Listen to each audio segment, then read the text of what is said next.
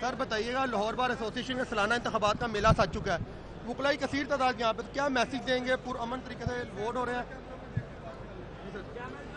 دیکھیں یہی تو حسن ہے ہماری بار کا کہ جب سے پاکستان بنا ہے کم از کم ایک ایسی تنظیم ہے پاکستان سارے میں جو بر وقت اپنے الیکشنز کرواتی ہے، اور آپ دیکھیں کہ متحارب کیمپوں کے باوجود اور مختلف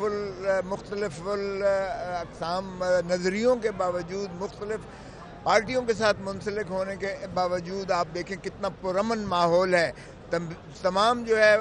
کینڈیڈیٹس اور ان کے سپورٹرز کس طرح وہ خوش گپیوں میں مصروف ہیں اور کس طرح سے پرامن طریقے سے اپنے جا کے ووٹ دے رہے ہیں اور اپنے امیدواروں کے لیے ووٹ مانگ بھی رہے ہیں۔ میں سمجھتا ہوں یہ ایک قابل تقلید ہے جس کو قومی سطح پر بھی اپنانا چاہیے، اور ہم نے بائیو میٹرک سسٹم کو انٹروڈیوس کیا ہے۔ میرا اپنا جو ہے، میں بائیو میٹرک سسٹم سے ووٹ دے کے آیا ہوں، اور ایسے پرامن طریقے سے ہے وہ سارا آپ کا آ جاتا ہے، اس پہ جو ہے تصویریں لگی ہوئی ہیں اور تصویروں پر آپ کلک کرتے ہو، کلک کرنے سے آپ کا ووٹ آ جاتا ہے۔ گنتی بھی ساتھ ساتھ ہوتی جا رہی ہے، اس میں کوئی ایسا جو ہے فراڈ کا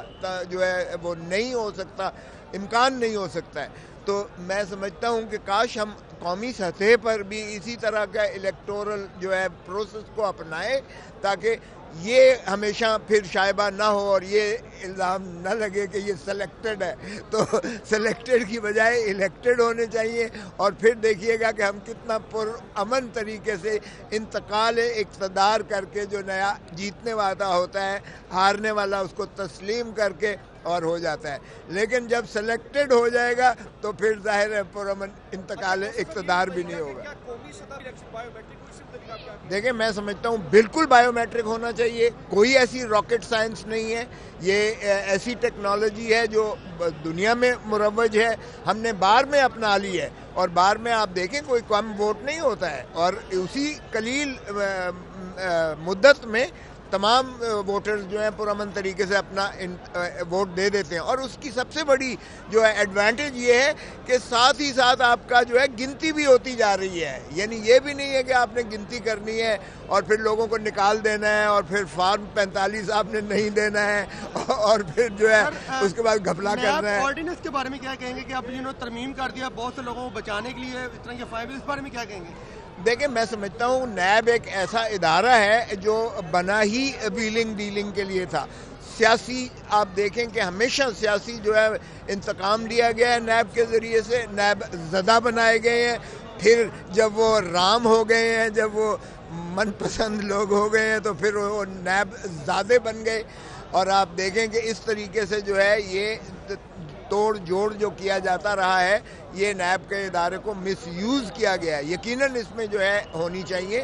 لیکن میں سمجھتا ہوں کہ اس طرح نہیں جس طرح حکومت نے آرڈیننس جاری کر کے، اور وزیر اعظم صاحب کراچی میں کھڑے ہو کر کہہ رہے ہیں کہ میرے دوست بھی کچھ بزنس مین بیٹھے ہیں جن پر بھی نیب کے مقدمات ہیں، آج یہ بہت خوش ہوں گے، ان کی مخلصی ہو گئی ہے۔ تو اگر یہ آپ کا ذہنی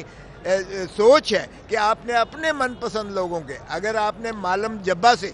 اپنا پرویز کھٹک کو بچانا ہے، اگر آپ نے بی آر ٹی سے اپنے جو ہے وزراء کو بچانا ہے یا وزیر اعلیٰ کو بچانا ہے، اور اسی طرح اگر آپ نے جو ہے اپنے بزنس مین جو آپ کے رفقا ہیں، دوست ہیں، آپ کے اے ٹی ایم ہیں، آپ کے سپانسرز ہیں، آپ نے اگر ان کے لیے یہ ترمیم کی ہے تو پھر ناقابل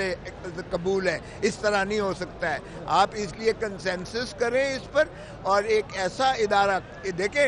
کوئی بھی اس سے انکار نہیں کرتا کہ کرپشن ایک ناسور ہے، کوئی انکار نہیں کرتا اس میں کہ محاسبہ ہونا چاہیے، لیکن محاسبہ اکراس دی بورڈ ہونا چاہیے، سبھی کے لیے ہونا چاہیے، شفاف ہونا چاہیے، ادارہ جو ہے غیر جانبدار ہونا چاہیے اور مضبوط ہونا چاہیے۔